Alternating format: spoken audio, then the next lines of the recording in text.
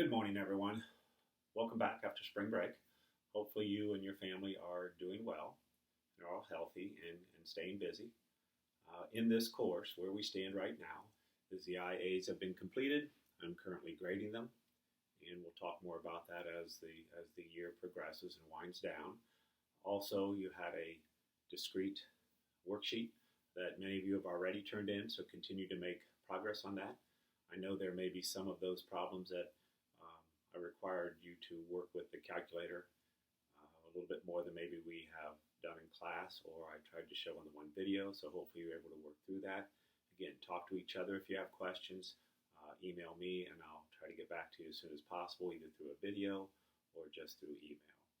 Our next and final step is to wrap up our study of statistics. Now, with statistics, we know that we kind of have two branches. We have the discrete distributions, and we have the continuous distributions.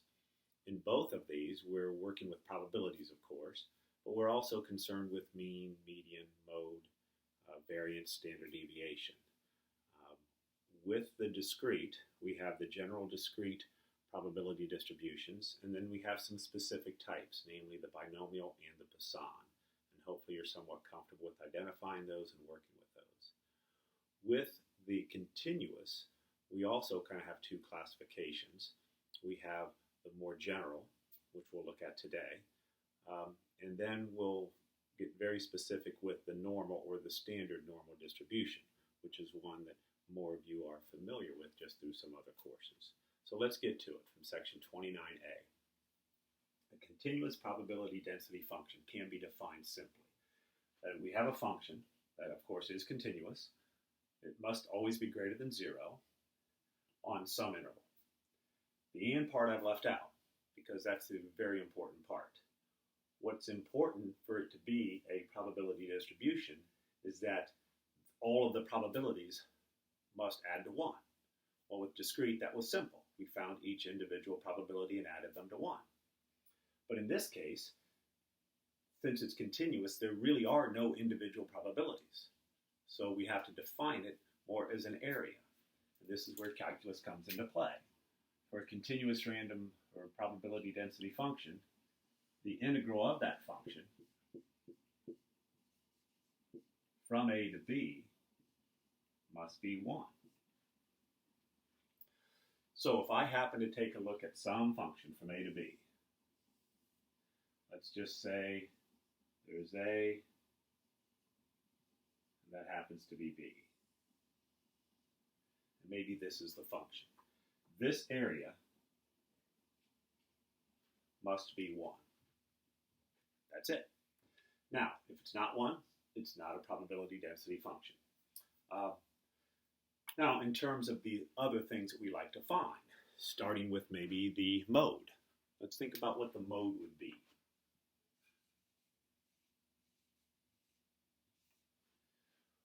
Well, each individual probability, as I said, would be 0.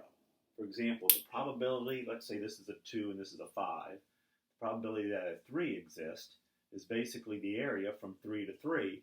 That's nothing. So an individual probability with these continuous probability density functions really makes no sense to us. We always have to consider intervals. So if I do want to figure out maybe the mode, you might realize that by looking at this picture, it seems that it would have to be just the maximum. So wherever this occurs, so that that's a maximum, that's basically going to be your mode. So I'll just say the x value where f of x is a maximum. So we know that that means find the derivative, set it equal to 0, and then we have our mean, our mode. Our median, let's think about what the median might be.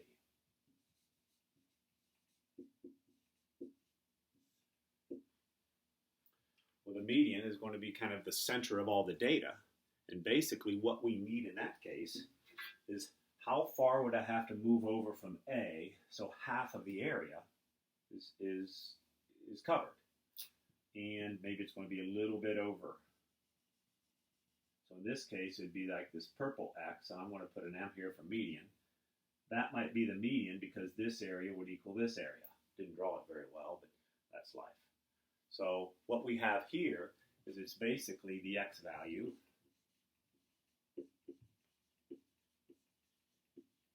where the integral from a to x of the function equals 1/2. So if we can find that x value, we have the median. Okay? In the book, you might see an m here instead of an x, but we just want to make sure we know it is an x value. The next thing we tend to find is the mean. Now this fits perfectly into our calculus idea. The mean is really the average value of the function. This is the lowest value of the function. This is the highest value of the function. So what is the mean going to be? Well, it turns out that if we borrow what we already knew from our discrete, is that it's going to be basically x times the expected value, or the number times the expected value. So in this case, the integral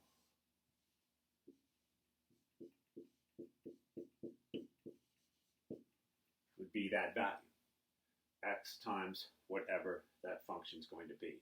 That will be our mean. And then variance will be the third piece, or final piece.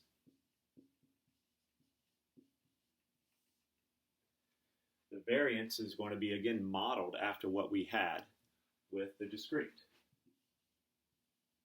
The variance of this continuous random variable will be basically, you might remember it was the expected value of x squared minus the expected value of x squared. That's what we had for our discrete random variables. While the expected value of x squared is basically the mean of x squared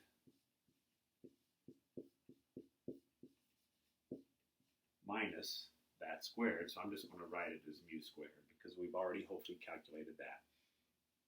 So anytime we're given a continuous probability density function, we can use these ideas to find the mean, median, mean, and variance. Of course, once we have the variance, we can move easily to the standard deviation. Now, let's take a look at an example of how that all plays out. The example that I'll choose will be simply the f of x. It's going to be kind of a piecewise function, and many of these are. Let's say a x times x minus 4 on 0 to 4.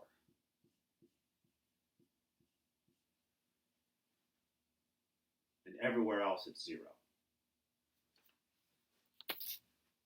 So 0 elsewhere. So it's going to be this parabola. We have to figure out what a is. That would be kind of part a of this problem. Find a. Well, in order to find a, we are just going to have to set this integral equal to 1. So we have the integral from 0 to 4 of this function. Now I'm going to write this differently. I'm going to write it as a times x squared minus 4x. And I want to set that equal to 1. As I set this equal to 1, I know this is going to be a times, this is 1/3 x cubed. That would be 2x squared from 0 to 4 equals 1. Put a 4 in, we get a times, that's 64/3 minus 32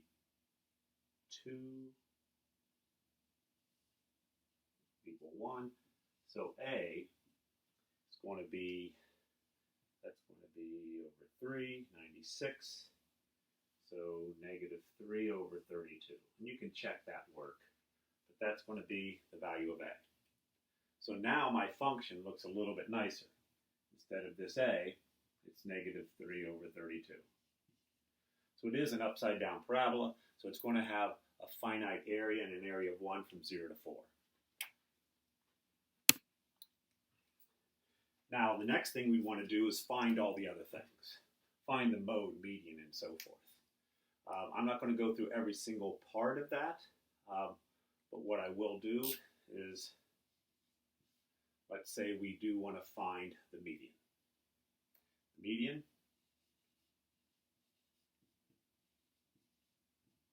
would be the integral from 0 to some value, and I will choose it to be m at this point, of the function. That's negative 3 over 32 times x squared minus 4x. And I'm going to set that equal to 1/2. Kind of squeeze that in there. And then I go through the process of trying to find out m, and I'm going to get m to be 2. All right, for the mean,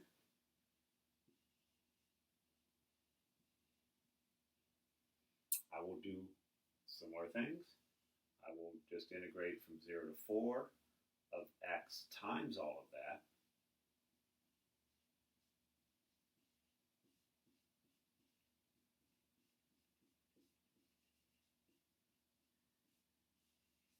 And then I will do that calculation.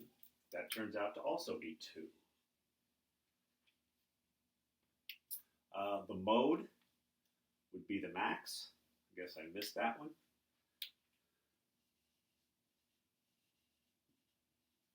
If we find the derivative of this, remember we can just kind of take this part and set it equal to 0. That's 2x minus 4.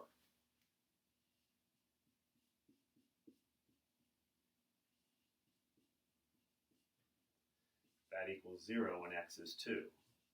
So we also get the mode to be 2.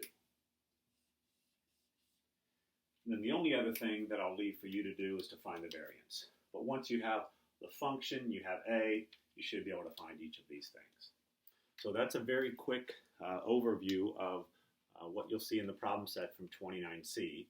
Once again, the idea is that if we have a continuous probability density function, it must be a positive function on some interval where the area under the curve on that interval is 1.